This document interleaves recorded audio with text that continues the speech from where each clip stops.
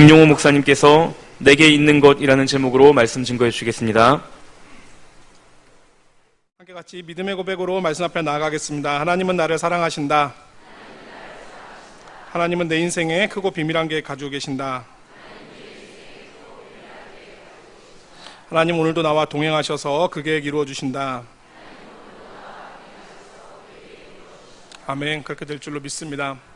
마가복음에 보면 예수님께서 열매 맺지 못한 무화과 나무를 보시고 그 나무를 저주하셨던, 그래서 그 나무가 말라 죽었던 이야기가 이렇게 나오고 있습니다. 마가복음 11장 13절부터 14절까지 말씀입니다.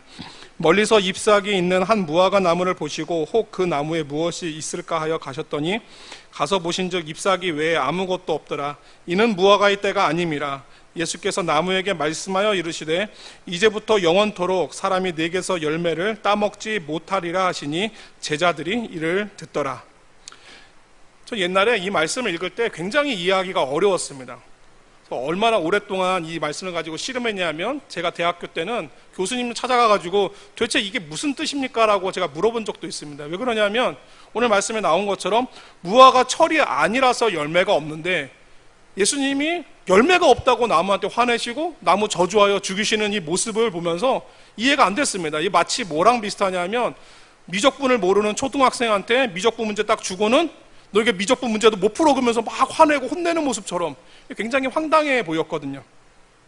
예수님이 이 무화과 나무한테 왜 저주하시는지 이 부분만 보면 잘 이해가 되지 않지만, 마가복음 11장 전체에 나오는 예수님의 행적을 따라서 이해해보면 좀 더 쉽게 알 수가 있습니다.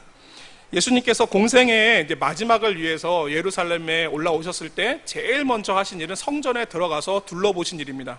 성전에 가서 예수님이 기대했던 것은 그곳에 가득한 기도소리였는데, 그곳은 기도소리가 가득한 것이 아니라 동물 울음소리와 호객소리가 가득했던 것입니다. 마가복음 11장 11절 말씀입니다.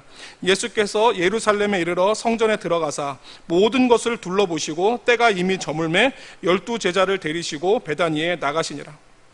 그날 본 장면은 시간만 좀 있었으면 당장이라도 성전 정화 작업을 하고 싶었지만, 그러기엔 너무 지금 시간이 늦었기 때문에 그날은 일단 예수님께서 나가셨다가 다음날 날이 밝자마자 바로 다시 성전으로 올라가시는 길에 무화과 나무를 한 그루 보셨는데요, 그 무화과 나무가 잎은 무성하지만 열매가 하나도 없는 모습이 바로 어제 예루살렘 성전에서 봤던 이스라엘 사람들의 모습과 똑같았던 겁니다. 그러니까 예수님이 경건의 모양은 가득하지만 경건의 능력도 없고 열매도 없는 이 이스라엘들은 이미 심판을 받았다는 것들을 보여주고 알게 하려고 일부러 이스라엘을 상징하는 이 무화과 나무, 예루살렘 성전에서 예배드리는 사람처럼 잎은 무성하지만 열매가 없는 이 무화과 나무를 향해서 저주를 하신 것입니다. 이것이 우리가 봤을 때는 애꿎어 보이는 무화과 나무를 저주하신 그런 이유입니다. 근데 우리는 이 무화과 나무가 예수님의 저주를 받아 말라 죽었는데 특별히 뿌리째 말랐다는 부분에 좀 주목할 필요가 있습니다. 마가복음 11장 20절에서 21절입니다. 그들이 아침에 지나갈 때 무화과 나무가 뿌리째 마른 것을 보고 베드로가 생각이 나서 여짜오되 라삐어 보소서, 저주하신 무화과 나무가 말랐나이다. 이스라엘을 상징하는 무화과 나무가 예수님께 심판을 받아 말랐는데 특별히 뿌리째 말랐다는 것은 무엇을 말하는가? 이스라엘에게서는 이 뿌리와 같이 생명을 공급하는 역할을, 이 기능을 성전이 감당하고 있었는데 그 성전이 말라 죽어서 더 이상 생명력이 없어서 이제 성전이 이스라엘 사람들에게, 그곳에 예배하러 오는 사람들에게 생명을 줄 수 없게 됐다는 그런 뜻입니다. 그럼 왜 이 성전이 생명력을 잃었는가? 그 성전이 가진 본래의 기능을 상실했기 때문입니다. 그럼 원래 성전은 어떤 곳이어야 되는가? 이것을 하나님께서는 선지자 이사야의 입을 통해서 우리에게 이렇게 알려주십니다. 이사야 56장 6절에서 7절 말씀입니다. 또 여호와와 연합하여 그를 섬기며 여호와의 이름을 사랑하며 그의 종이 되며 안식일을 지켜 더럽히지 아니하며 나의 언약을 굳게 지키는 이방인마다 내가 곧 그들을 나의 성산으로 인도하여 기도하는 내 집에서 그들을 기쁘게 할 것이며 그들의 번제와 희생을 나의 제단에서 기꺼이 받게 되리니 이는 내 집은 만민이 기도하는 집이라 일컬음이 될 것임이라. 하나님이 우리에게 알려주시는 성전은 우리가 생각했던 것보다 훨씬 더 놀라운 공간입니다. 우리 생각에는 하나님은 이 성전을 이스라엘 사람들에게만 허락해 주신 것처럼 보이지만 오늘 말씀에 보면은 이 성전은 이방인들 뿐 아니라, 그리고 우리가 살펴본 이 말씀 위아래 다른 데 보면은 심지어 이따가 나올 하나님 앞에 예배하러 나가지 못할 것 같은 이 장애인들조차도 하나님을 사랑하면, 그리고 믿음을 가지고 성전에 나아오면 누구든지 그가 하는 기도 가운데 하나님께서 그를 만나주시고, 그리고 회복의 역사를, 은혜를 주시겠다라고 약속하고 있는 것입니다. 성전을 만민이 기도하는 집이라고 불렀는데 이것은 누구든지 와서 기도하면 은혜 받을 수 있으니 와서 기도하라는 뜻으로 알려주신 것입니다. 그러므로 하나님이 은혜 주신다는 믿음만 있으면 누구라도 이 성전에 와서 기도할 수 있고, 누구든지 와서 그 기도를 통해서 은혜 받을 수 있습니다. 이게 원래 하나님께서 주신 성전인데, 근데 이 성전이 언제부터 기능을 잃어버렸는가? 그곳에 장터가 생기면서부터입니다. 오늘 말씀을 보면 이제 장터가 나오는데, 이 장터가 왜 생겼냐면 사실은 예배자의 편의를 위해서 생긴 겁니다. 하나님께 제사 드리려면 원래 자기가 사는 곳에서부터 제물을 가져와야 되는데, 거리가 먼 곳에서 오는 사람은 힘들겠죠.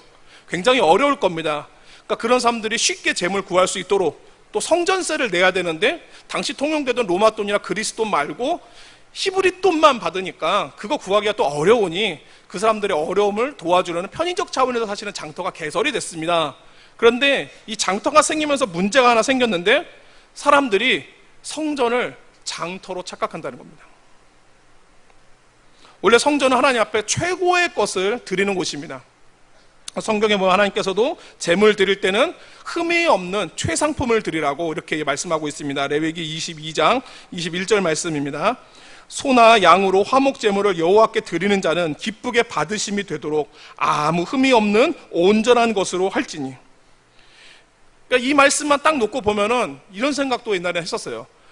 야, 하나님은 우리한테서 제일 좋은 거 뺏어 가시는구나.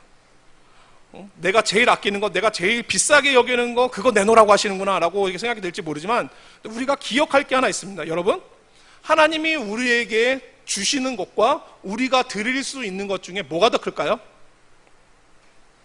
하나님이 우리에게 주시는 것과 우리가 드리는 것 중에 어떤 게 더 클까요? 예, 당연히 하나님이 우리에게 주시는 게 더 크죠. 왜냐하면 사실은 우리가 드리는 것도, 우리가 예배 시간에 늘 고백하는 그 말처럼 우리가 주의 손에서 받은 것을 다시 주께 돌려드리는 것 뿐입니다. 그러니까 사실 성전에 나오는 사람이 하나님 앞에 어떤 마음을 가져야 하면, 내게 베풀어 주신 이 은혜에 그냥 감사하고, 내가 드릴 것이 없지만 주님께서 내 삶을 받아주시고 내 마음을 받아주셔서 내가 하나님을 더 기뻐하며 더 사랑하며 살겠습니다 라고 나가는 것이 성전에 나아가는 성도들의 올바른 반응입니다.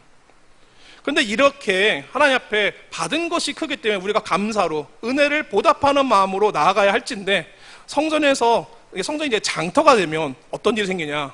장터는 거래하는 곳이죠. 거래는 주는 것과 받는 것이 같은 가치를 가져야 됩니다.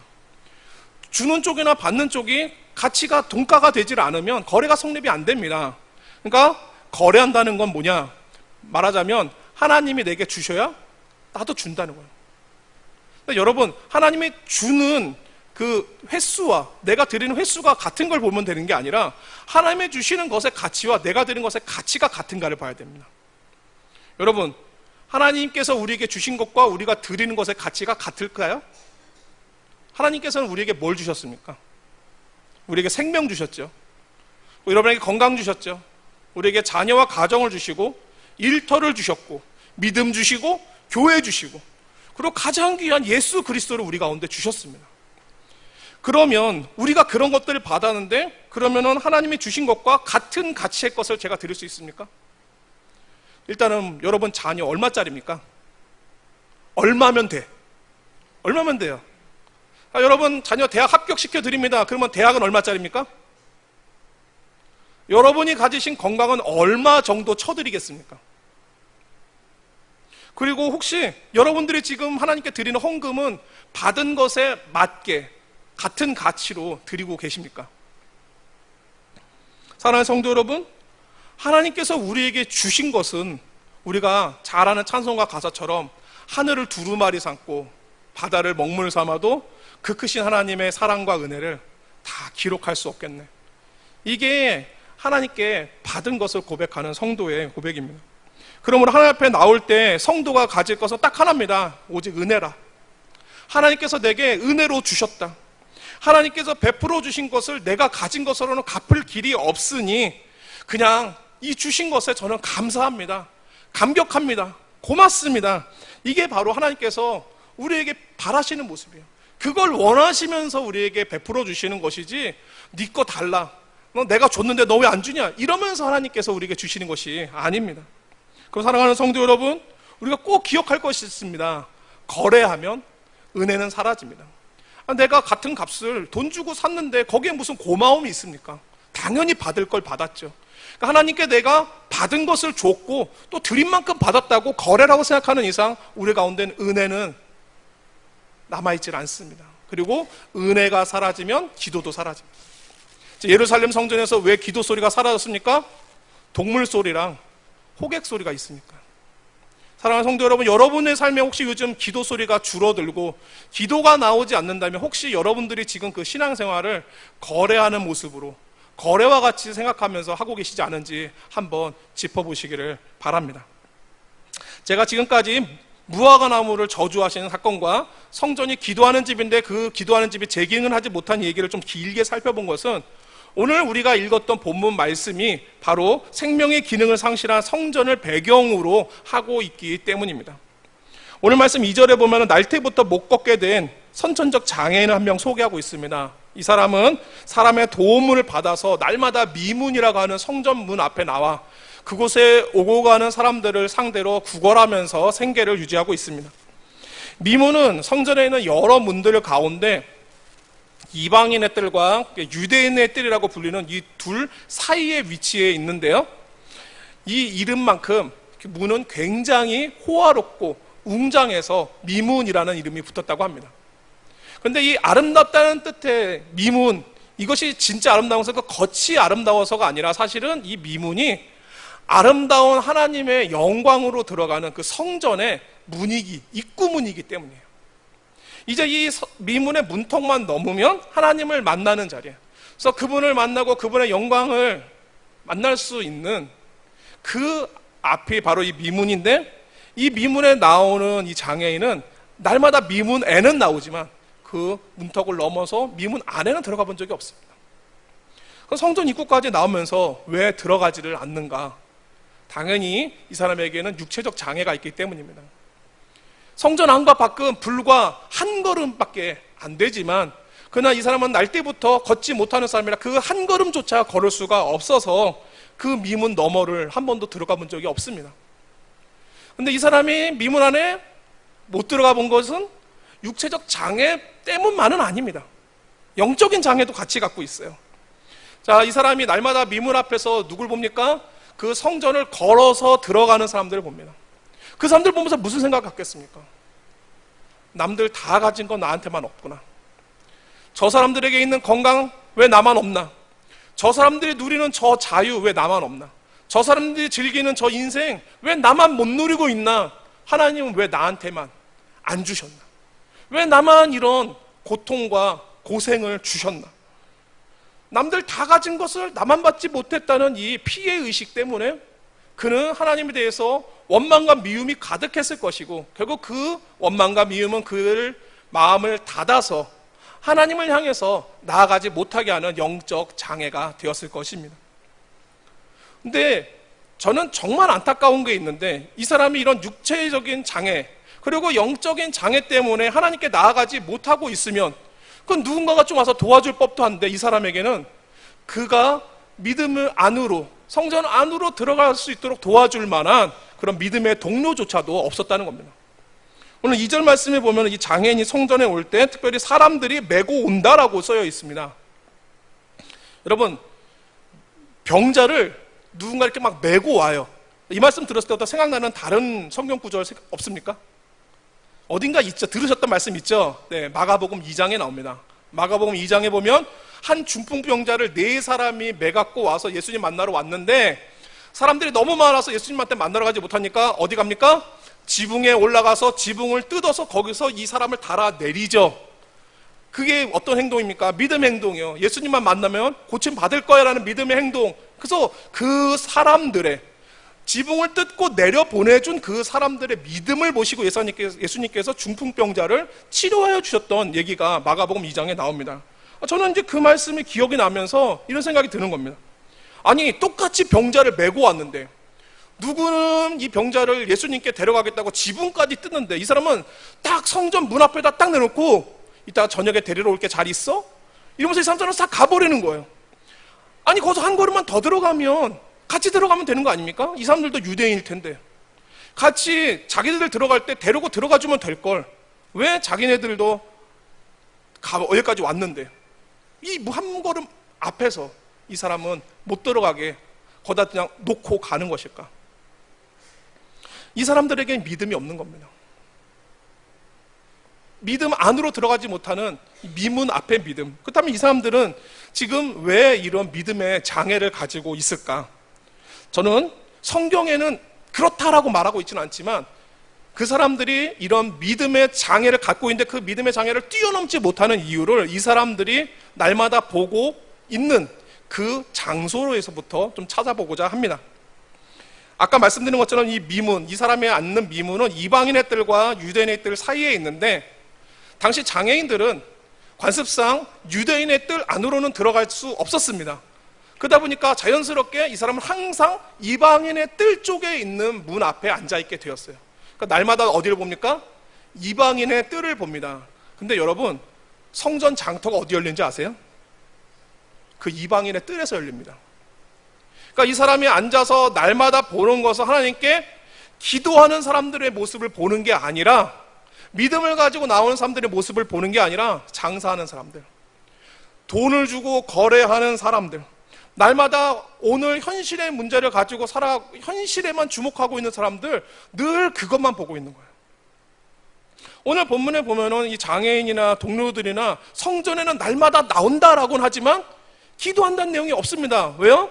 기도 안 하니까요. 그럼 왜 기도 안 하겠습니까? 기대감이 없으니까. 날마다 성전 나와서 봐도 날마다 보지만 성전에서 기도하는 사람 안 보입니다. 믿음으로 하나님 앞에 나왔다고 보이는 사람이 없습니다. 다 누구냐? 장사하는 사람들, 거래하는 사람들, 오늘 현실에만 살고 있는 사람들. 그러니까 이 사람이 지금 자기 몸이 나을지 안 나을지 불확실한 이런 일에 그러니까 믿음을 막 쏟으면서 신경을 쓰면서 기도를 하는 게 더 현명할까요? 아니면은 지금 한 푼이라도 더 벌게 구걸에 막 전념하는 게 더 현명할까요? 네, 이 사람이 보고 있는 이방인의 뜰에서는 구걸하는 게 훨씬 현명한 겁니다. 그래서 이 사람이 아직까지도 구걸하고 있는 거예요. 믿음을 보여주는 사람이 없어서, 기도하는 사람이 없어서. 사랑하는 성도 여러분, 혹시 오늘 여러분의 믿음이 바로 이 미문 앞에 있는 믿음은 아닙니까? 성전까지는 나와오는데 그 성전 안에는 한 번도 들어가 보지 못한 이 장애인처럼 교회는 나오지만 항상 날마다 나와 있지만 정작 하나님의 은혜 안에는 들어가 보지 못하신 그런 믿음은 아니십니까? 우리 주변에 종종 이런 얘기를 듣습니다. 이제 가족들이랑 같이 교회에 왔는데 가족들은 교회로 보내시고 본인은 여기 교회 앞에 커피숍에 앉아 계셨다가 예배 다 끝나면 같이 태우고 집에 가시는, 네, 그런 분들이 조금 이제 시간이 지나면 교회다 데려다 주고 교회는 들어오는데 4층 카페에서 앉아 계셨다가 이제 끝나면 같이 또 가시는, 조금 더 발전하면 예배당에는 들어와서 같이 들으시나 몸만 여기 있지 마음은 여기 있지 않은, 이게 바로 미문 앞에 앉아있는 장애인 믿음입니다. 또 우리가 교회 가운데 올 때 하나님 앞에 들으시면 응답하신다는 기도하는 집으로 예배당을 우리가 예배드리러 오는 것이 아니라 내가 그때그때 필요한 게 있을 때만 하나님께 와서 나 왔으니까 이제 내 필요한 거 주세요 하고 거래하는 장터로 이 교회 찾아오시는 분들, 그게 바로 장애인의 믿음인데 혹시 여러분들은 그러시지 않습니까? 여러분, 몸하고 마음이 함께 있어야 이 사람이 건강한 사람인 것처럼 우리가 몸이 여기 있으면 마음도 여기 있어야 되고요, 마음이 여기 있으면 몸도 여기 있어야 합니다. 그게 건강한 믿음입니다. 근데 몸은 여기 계신데 마음은 딴 데 있고, 마음이 딴 데 있는데 몸만 여기 와 있는 건 이것은 영적 장애인입니다. 미문 앞에 앉아있는 이 영적 장애인처럼 우리가 몸과 마음을 하나님 앞에 온전히 드리지 못하는 것을 혹시 여러분들의 모습이 아닙니까? 어떤 사람들은 하나님이 필요할 때가 있다고 합니다. 내 인생에 어려움이 있을 때 그때만 하나님 찾아서 만나면 된다라고 생각하시는데 네, 뭐 그럴 수도 있겠어요. 하지만 여러분, 현실에 어려움이 없다고 해서 하나님이 필요하지 않은 게 아닙니다. 왜냐하면 우리 인생에게는 하나님 아니면 절대로 풀 수 없는 가장 중요한 문제가 있기 때문입니다. 그게 바로 영혼의 문제입니다. 영혼의 문제는 하나님이 아니면 풀 수가 없어요. 내 삶에 어려움이 있든지 없든지 우리는 하나님이 필요한 것입니다. 그래서 우리는 미문 앞에 앉는 그 정도의 신앙으로는 만족하면 안 됩니다. 예배당 나온 것으로 내가 하나님 믿는다, 신앙생활 한다라고 말할 수 없습니다. 반드시 미문 넘어가야 됩니다. 반드시 하나님 만나야 되고 그분의 은혜를 경험해야 되고 구원의 감격과 기쁨이 우리 삶에 있어야 됩니다. 그러므로 사랑하는 성도 여러분, 여러분의 믿음이 미문을 넘어갈 수 있기를 축원합니다. 여러분을 사랑하시는 하나님 안으로 더 가까이 나아갈 수 있으시기를 바랍니다. 교회를 더 이상 필요할 때 원하는 것 얻고 또한 그것들을 필요할 때 얻는 그런 장터가 아니라 하나님과 깊은 은혜의 만남 그리고 교제를 위해서 기도하는 집으로 찾아오시는 그런 귀한 은혜가 우리 사랑과 은혜교회 성도님들이 있으시기를 축원합니다. 오늘 미문 앞에 있는 장애인이 하나님은 내 인생에 아무것도 해준 게 없다. 그러니까 나는 금과 은이나 얻으면서 내 만족하련다라고 하면서 날마다 성전을 기도하는 집이 아니라 장터로 나오는 이 장애인에게 하나님께서 베드로와 요한을 보내주십니다. 그것은 이 사람이 하나님 앞에 받을 만한 삶이 있어서가 아니고요, 나의 생에 아무것도 해준 것이 없다고 말한 이 사람의 인생에 모든 것으로 채워주기를 기획하시고 또 하나님께서 기뻐하셨기 때문입니다. 1절 말씀에 보면 베드로와 요한이 이제 기도하기 위해서 성전을 찾았다라고 말합니다. 특히 두 곳에서 이들이 기도하는 습관이 매우 규칙적이었음을 보여주는데, 첫 번째는 제9시 기도 시간에라는 부분입니다. 그러니까 당시 유대인들은 이제 3시랑 9시에 기도를 했는데요, 우리의 시간으로 따지면 오전 9시, 그 다음에 오후 3시가 됩니다. 사도들이 유대인들의 습관적인 그 기도 생활 관습에 따라서 기도하러 올라갔다는 것은 이 사람들도 규칙적인 기도 생활을 했다는 것이고요. 또한 두 번째는 성전에 올라갈세라고 하는데, 이 올라가다라는 동사가 반복과 습관을 말하는 미완료 형태로 쓰였습니다. 이것은 두 사람이 기도 생활을 규칙적으로 하고 있었음을 또한 보여줍니다. 여러분 아시는 것처럼 베드로와 요한이 기도 잘하던 사람들입니까? 기도 열심히 해가지고 예수님께 인정받았던 사람들인가요? 아니죠. 이 사람들은 굉장히 기도하기 힘들어했던 사람들입니다. 위로되시죠? 저희처럼 기도하기 굉장히 힘들어하던 사람들입니다. 오죽하면 예수님께서 기도를 하던 그들에게 뭐라고 하십니까? 어떻게 너희들은 잠시도 나와 함께 같이 깨어 있을 수 없더냐. 그러니까 잠시도 기도하는 게 힘들던, 기도 못하는, 기도하기 힘들어하는 그런 사람들인데, 지금 이 사람들이 성전에 규칙적으로 기도하는 사람이 되었습니다. 어떻게 되었어요? 오순절 성령이 그들 가운데 임하시니까, 그들이 예수님을 가진 사람으로 변화가 되니까 기도가 습관적으로 되었습니다. 성령이 오셔서 우리 가운데 하시는 가장 큰 일이 있는데, 그것은 뭐냐면 우리를 그리스도를 가진 사람으로 바꿔주는 것입니다. 여러분, 성령이 우리 가운데 계신지 아닌지 무엇으로 알 수 있습니까? 가슴이 뜨거워지거나 신비한 체험을 하는 것을 성령이 우리 가운데 계신 증거라고 생각하는 분들 계신데 아닙니다. 성령이 우리 가운데 계신 제일 확실한 증거는 우리가 그리스도를 가진 사람이 되는 건데, 어떻게 바뀌는가? 그리스도가 주신 말씀을 사랑하여 가까이 합니다. 그리스도께서 보여주신 기도를 본받아 합니다. 그리고 그리스도께서 하셨던 일을 우리가 또한 본받아 행합니다. 그게 그리스도를 가진 사람에게 나타나는 변화입니다. 이처럼 성령께서 사도들의 삶을 예수 그리스도를 가진 사람으로 변화시켜 기도하게 하시는 모습을 보면 우리는 어떤 기대감을 가지게 됩니까? 이 사람들이 예수님을 닮아 기도 생활을 하고 있는 것처럼 이제 예수님이 하셨던 다른 놀라운 일들도 하겠구나라는 것들을 기대하게 합니다. 드디어 이제 3절 말씀에서 성령님께서 주도하시는 운명적인 만남이 일어납니다. 미문에 앉아있는 장애인이 예배하러 들어가는 베드로와 요한을 보고 한 푼 줍쇼 하면서 이렇게 구걸을 합니다. 그랬더니 그 소리를 듣고 베드로와 요한이 탁 쳐다봐요. 굉장히 놀랐을 거예요. 왜냐면 이제까지 오랜 시간 그 자리에 앉아서 구걸을 해봤지만 한 번 줍쇼 하면 보통 그냥 안 쳐다보고 무시하고 지나가거나 그냥 돈만 탁 던지고 가지, 이게 막 쳐다보고 있는 사람은 본 적이 없습니다. 내가 뭐 잘못했나? 하는 생각으로 굉장히 놀라고 있을 텐데, 그럼 왜 베드로와 요한이 이렇게 계속 보게 했을까? 그들 가운데 계신 성령께서 이 장애인의 마음을 아시고 영혼을 아시고 그들에게 무엇이 필요한지 지금 보게 하시는 겁니다. 아직까지 하나님을 만나지 못한 중요한 문제, 즉 영혼의 문제가 남아있는 것을 아시고 지금 하나님께서는 베드로와 요한을 통해서 주목하게 하고 계신 거예요. 여러분, 이 사람이 자기 영혼의 문제가 있는 것을 깨닫고 제일 먼저 하나님 찾아온 건 아닙니다. 그러나 하나님께서는 그에게 영혼의 문제가 있는 것을 아시고 그를 먼저 찾아주셨습니다. 이게 바로 은혜입니다. 그리고 그래서 은혜입니다.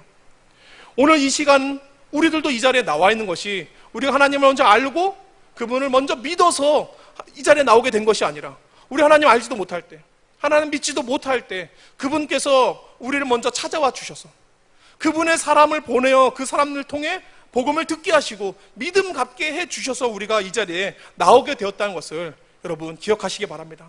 우리도 이 사람처럼 은혜 받아서 하나님 앞에 나올 수 있었습니다. 베드로와 요한 가운데 계신 성령님께서는 지금 이 사도들의 눈과 마음을 움직여서 이 장애인에게 진짜 무엇이 필요한지를 알게 하셨어요. 이 장애인에게 뭐가 필요할까요? 근데 이 장애인에게 필요한 거 말고 장애인이 필요한 게 있습니다. 장애인은 무엇을 필요로 했을까요? 네, 그는 금과 은을 필요로 했습니다. 그는 금과 은이 필요한 걸 알았습니다. 아마 그 금과 은을 주면 이 장애인은 매우 좋아할 거예요. 그걸 자기가 원하는 걸 얻었으니까요.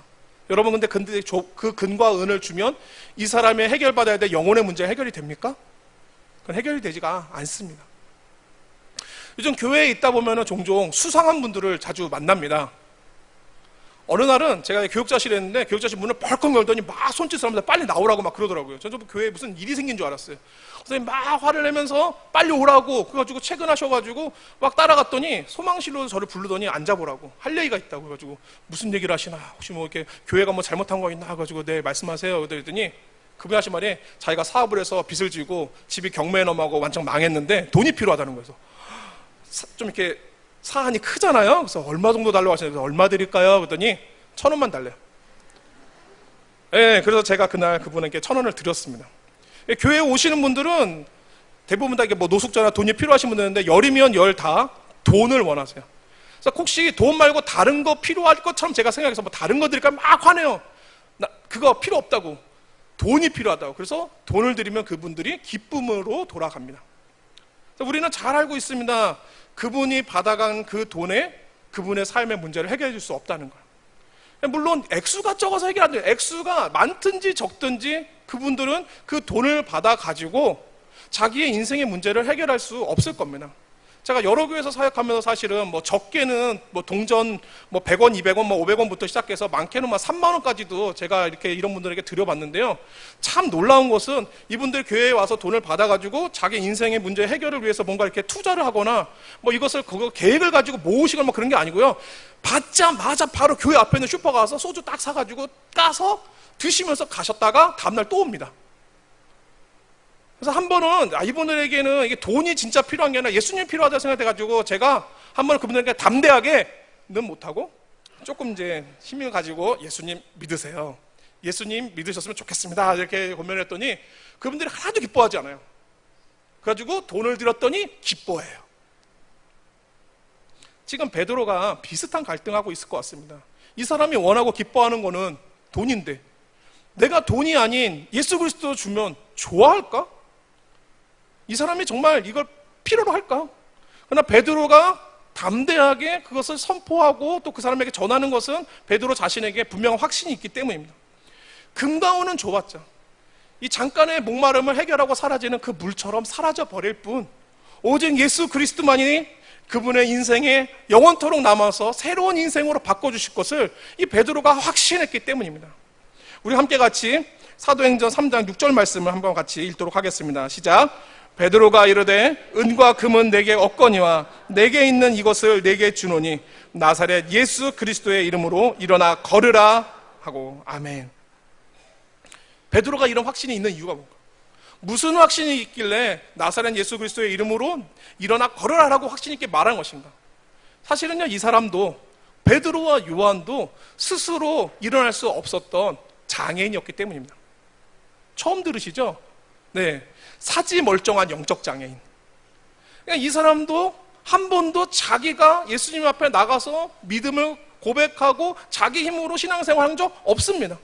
갈릴리 호수에서 고기 잡을 때 예수님 먼저 찾아와서 제자 삼아 주셨고, 제자가 된 뒤에도 믿음이 늘 지지부진한데 예수님 뭐라고 안 하고 오랫동안 참고 기다려 주셨는데, 예수님 십자가에 달리는 그 전날 밤 잡히셨을 때 변호하거나 맞거나 그런 게 아니라 부인하고 저주하다가 울면서 갈릴리로 다시 도망간 이 베드로를 예수님 다시 찾아오셔서 불러서 그를 제자로 삼으시고 양들을 맡기는 이 일들을 경험하고 나니까 베드로가 확신이 있는 거예요.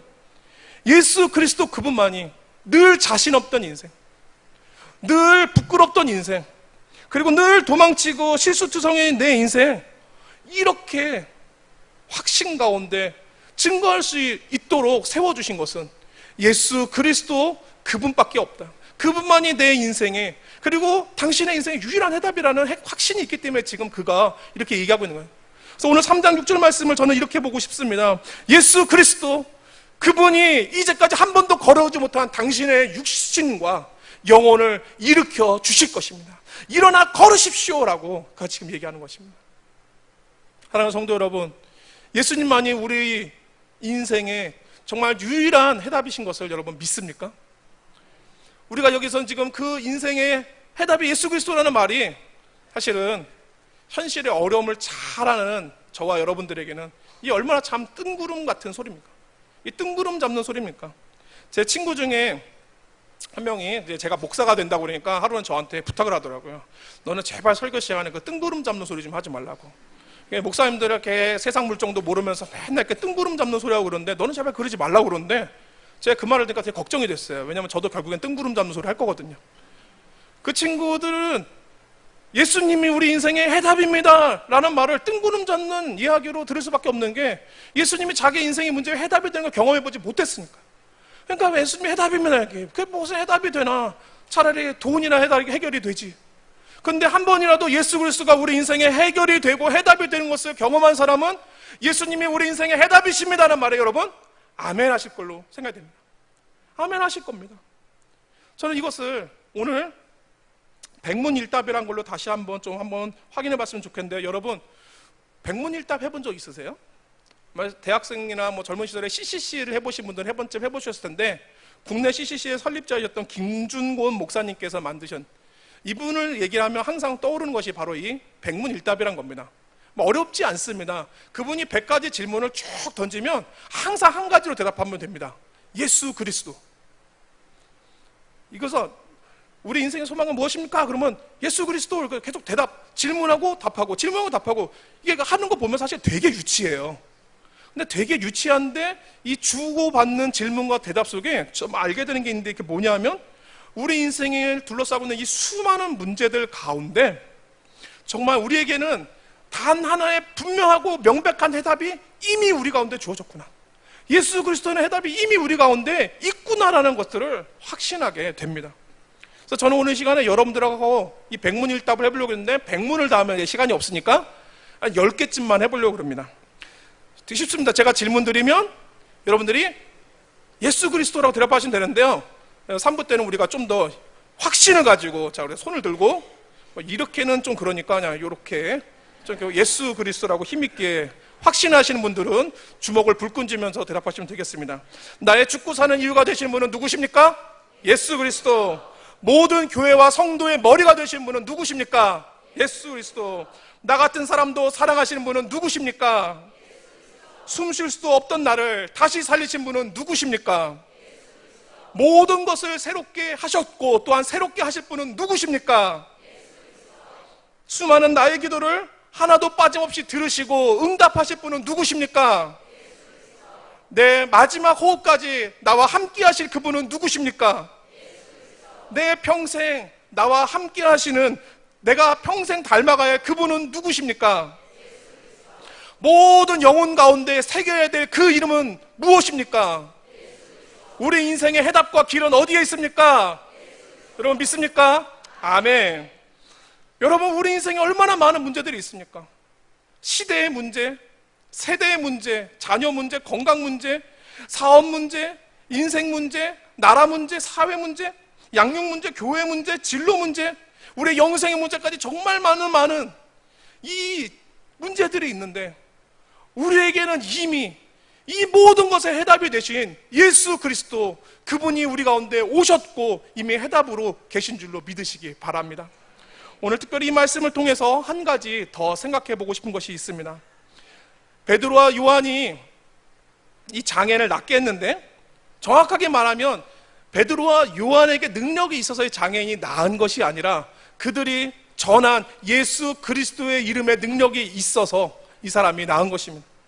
비록 능력의 근원은 예수 그리스도이시지만, 그러나 예수님은 그 자신의 능력을 우리를 통해서 나타내기를 원하세요. 우리를 통해서 그 능력을 전해주기를 원하세요. 그래서 사도들을 세우신 것이고, 그래서 교회를 세우신 것입니다. 그러므로 오늘 예수 그리스도를 머리로 모신 성도와 교회는 무엇을 해야 되냐면, 예수님이 하셨던 사역을 우리가 이어서 해야 됩니다. 그러면 예수님이 하셨던 사역을 이어하는 것이 무엇이냐? 예수님의 눈을 가지고 예수님이 보여주시는 사람을 보는 것입니다. 예수님이 많은 장애인들, 어려운 자들 보셨을 때 그냥 지나쳐진 적이 없으셔요. 항상 그들을 보셨습니다. 그들의 필요를 아셨습니다. 우리도 그와 같이 보는 것입니다. 누군가를 볼 때 저 사람이 무엇이 필요할까? 저 사람의 영혼에 예수 그리스도가 필요한가 보여주실 때 그를 향하여 우리가 그냥 지나가는 게 아니라 보는 것, 이것이 우리가 그리스도의 사역을 이어서 하는 첫 번째고요. 또한 우리가 예수 그리스도의 손을 가지고 예수님이 잡아주라는 사람을 잡는 것입니다. 예수님은 그분의 치료가 필요한 사람들에게 항상 손을 내밀어서 그들을 치료해 주셨습니다. 말씀으로도 고치셨으면 특별히 만져서도 고쳐주셨습니다. 우리가 예수님의 사역을 이어서 하는 것이 무엇입니까? 우리의 손과 우리가 하는 일들을 통해서 누군가에게 힘이 되고 격려가 된 일들을 하는 것입니다. 또한 예수님의 힘을 가지고 예수님의 세우라는 사람을 세우는 것이 예수님의 사역을 이어서 하는 것입니다. 어떤 사람을 세우라고 하십니까? 힘이 필요한 곳, 필요한 사람, 그곳에 가서 부족하지만 나도 힘을 보탤게요. 기도가 필요한 사람에게 내가 기도를 보탤게요 하면서 함께 힘되는 것, 그것이 바로 우리가 그리스도의 사역을 이어받는 것입니다. 특히 여러분들에게 부탁드릴 것이 있습니다. 교회의 많은 기관들의 힘이 부족합니다. 주일학교에 힘이 부족합니다. 일손들이 없어서 아이들은 날로 늘고 있는데 아이들을 돌봐줄 선생님들이 없습니다. 힘들어 하십니다. 힘이 필요한 곳을 보여주시면 주목하여 보고, 부족하지만 그냥 교사는 좀 힘들어도 애 보는 것 정도는 할 수 있는 데는 마음 주시거든 기도하시고 자원하시고 결단하셨으면 좋겠습니다. 오늘 본문에 나오는 이 장애인도 혼자서는 일어날 수 없는, 하나님을 만날 수는 없는 그런 사람이었는데 누가 찾아갑니까? 먼저 예수님을 만나 예수님이 붙들어 주시고 일으켜 주셨던 그 베드로가 찾아가서 자기 삶에 예수님이 해주셨던 것처럼 자기가 가서 그 사람을 붙들어 주고 일으켜 주니까 이제까지 한 번도 일어나 보셨던 이 인생이 일어나서 한 번도 들어가 보지 못한 미문을 들어가는 놀라운 역사가 일어난 것을 여러분 한번 생각해 보세요. 내가 그 사람 붙잡아 준다고, 내가 그 사람한테 힘내라고 말해준다고 뭐가 일어나냐? 힘납니다. 힘돼요. 누가 여러분 힘들고 어려울 때 와가지고 힘내라고 격려해주고 기도하겠다고 해주는 거 힘 안 납니까? 정말 우리 교회 많은 기도하는 분들인데 그분들이 기도가 하나씩 보태질 때마다 그 기도를 통해서 하나님께 놀라운 역사를 이루시는 것들 보면 우리가 오늘 정말 가슴 벅차게, 와 정말 나도 기도를 보태야겠구나. 여러분 이런 생각 들지 않습니까? 오늘 우리 주변에 하나님께서 누군가의 필요를 보여주시거든, 그리고 그 사람의 필요를 받는데 나의 힘이 필요하거든, 내가 그 사람을 붙잡아주고 기도해주고 그들을 격려해주는, 그리고 또 누가 더 깊은 믿음으로 갈 수 있도록 도와주고 붙들어줘야 되는 그런 사람을 보이거든. 여러분 예수님께서 여러분에게 그 사역을 이어서 해달라고 부탁하셨습니다. 여러분, 그 부탁받아서 여러분들이 가셔서 베드로가 안전병에 일어난 손잡고 일으킨 것처럼 여러분들 그들의 삶에 찾아가서 예수 그리스도로 힘내십시오. 예수 그리스도로 이겨내십시오. 예수 그리스도 이름으로 저도 함께 기도하겠습니다. 이렇게 말하면서 함께 같이 승리하고 세워지는 귀한 은혜가 있으시기를 주의 이름으로 축원합니다. 말씀을 마칩니다. 날마다 미문 가운데 나왔지만 한 번도 들어가지 못했던 이 장애인이 그를 먼저 찾아오셨던 예수님의 초청에 힘입어서 난생 처음으로 미문을 지나 이제 성전 안으로 들어가고 있습니다. 오늘 우리가 사도행전 3장 7절 말씀 함께 같이 보기로 원하는데요. 한번 같이 읽겠습니다. 시작. 오른손을 잡아 일으키니 발과 발목이 곧 힘을 얻어 뛰어 서서 걸으며 그들과 함께 성전으로 들어가면서 걷기도 하고 뛰기도 하며 하나님을 찬송하니. 아멘. 오늘 이 말씀은 이 사람에게 일어난 놀라운 신체적 변화를 설명하고 있지만 사실 이 말씀 안에 보면은 이 사람이 이제까지 한 번도 경험해보지 못했던 정말 말할 수 없는 기쁨과 감격이 차오르는 것을 보게 됩니다. 여러분 그러지 않습니까? 저 특별히 말해서 굉장히 이렇게 일어나 뛰어 서서 걸으며 뛰어도 보고 걷기도 해보고 마음이 어땠을까요? 그 사람 마음에 어떠한 감정이 생겼을까요? 한 번도 해보지 못했던 늘 꿈꾸던 그 모습이 자기 삶에 일어나는 이 현실에 어떤 마음이 들까요? 그리고 그 사람이 이제 성전을 볼 때 여러분 이제 성전이 기도하는 집으로 보이겠습니까? 아니면 여전히 장터로 보이겠습니까? 이 사람이 성전 미문을 들어가 걷고 뛰는 이 순간까지도 사실은 성전 앞에 이방인의 뜰에는 여전히 장터가 남아 있었습니다. 계속해서 장사가 이루어지고 있었습니다. 하지만 이제 이 사람은 성전 들어와도 더 이상 장터 볼 일 없습니다. 왜요? 미문 너머에 있는 놀라운 은혜의 세계를 경험했으니까요. 이제 더 이상 금과 은혜, 소망이 없는 거예요. 내 인생의 모든 해답이 예수 그리스도로 이제 그분 앞에 나아갈 수 있고 그분이 내 인생에 해답된다는 더 크고 귀한 거 받았는데 그가 그 장터에서 금과 은 얻는 게 더 의미가 있겠습니까? 저는 이 말씀을 보면서 시편에 있던 한 말씀이 너무 이렇게 탁 겹쳐서 떠올랐습니다. 시편 100편 4절 말씀입니다. 한번 같이 한번 읽도록 하겠습니다. 시작. 감사함으로 그의 문에 들어가며 찬송함으로 그의 궁정에 들어가서 그에게 감사하며 그의 이름을 송축할지어다. 감사함으로 그 문으로 들어가고 찬송함으로 그 뜰을 막 지나요. 이 사람의 지금 감사는 내가 드린 것에 대한 적절한 보상이 이루어졌기 때문에 감사하는 게 아니라 자기가 받을 수 없는 것을 주신 것에 대한 그 은혜에 감사하는 것이고, 지금 이 사람의 찬양은 내가 필요한 게 있는데 그거를 줘서 그 찬양하는 게 아니라 이제까지 한 번도 금과 은으로도 채워지지 않던 자기 인생과 영혼에 놀라운 풍성한 채워짐이 있으니까 그걸 하나님 앞에 찬양하는 것입니다. 사랑하는 성도 여러분, 여러분들에게도 이와 같은 놀라운 감사와 찬양이 넘치시기를 축원합니다. 여러분에게는 무엇이 있으십니까? 여러분 무엇을 가지셨습니까? 나는 가진 게 아무것도 없다고 말하면서 원망과 미움으로 금과 은이나 얻어야지 하면서 성전 미문에 앉아있던 이 장애인과 같은 믿음 더 이상 가지지 말고 우리의 모든 것 대신 예수 그리스도를 받아 이제 일어나 하나님이 우리에게 약속하신 이제까지 경험해보지 못한 놀랍고 신비한 그 은혜의 세계로 담대하게 나아갈 수 있는 여러분 되셨으면 좋겠습니다. 그때 비로소 하나도 채울 수 없었다던 텅 비었던 우리의 인생이 모두 채워지는, 가득 채워지는 놀라운 변화의 역사가 그리스도를 가진 사람, 모든 사람들의 인생에 있을 줄로 믿습니다. 그리고 특별히 여러분들의 가운데 하나님께서 그런 은혜를 주셨거든. 이제 여러분만 그 은혜를 누리지 말고 아직까지 그 은혜를 몰라서 미문 앞에 앉아있는, 은혜를 모르는 우리 그런 사람들에게 찾아가서 그들을 향해서 내가 보니까 금과 은이 해답이 아니더라. 예수 그리스도가 내 인생의 해답이더라. 예수 그리스도를 받으라. 예수 그리스도를 가지라. 그러면서 그 사람들에게 잡아주고 일으켜줘서 다시 함께 그 사람과 하나님 찬양하며 감사하며 이 성전 안으로 들어오는, 더 이상 장터가 아니라 기도하는 집으로 들어오는 귀하고 복된 은혜가 우리 귀한 사랑과 은혜 성도들 가운데 있으시기를 주의 이름으로 축원합니다. 함께 같이 우리 찬양 드리면서 기도 가운데 나아가고자 합니다.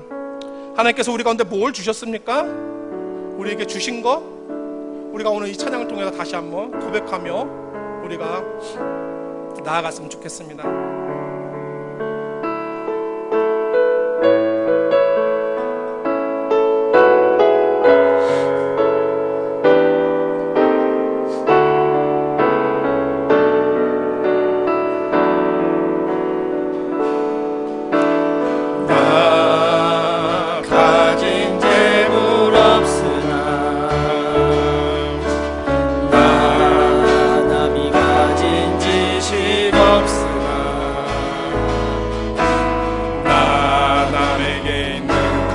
있지 않으나 하나님이 없는 것 있으니 나 남이 못 본 것을 보았고 나 남이 못 본 것을 보았고 나 남이 듣지 못한 음성 들었고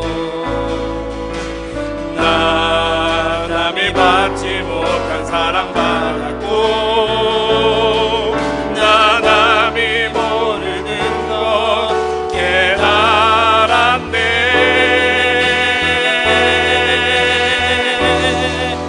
공평하신 하나님이 나 남이 가진 건 나 없지만 공평하신 하나님이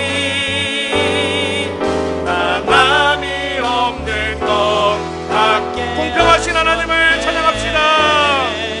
공평하신 하나님이 나 남이 가진 건 나 없지만 공평하신 하나님이 나 남이 없는 것 같게 하셨네. 나 남이 없는 것 같게 하셨네. 나 남이 없는 것 같게 하셨네. 사랑하는 성도님들, 여러분 무엇을 갖고 계십니까?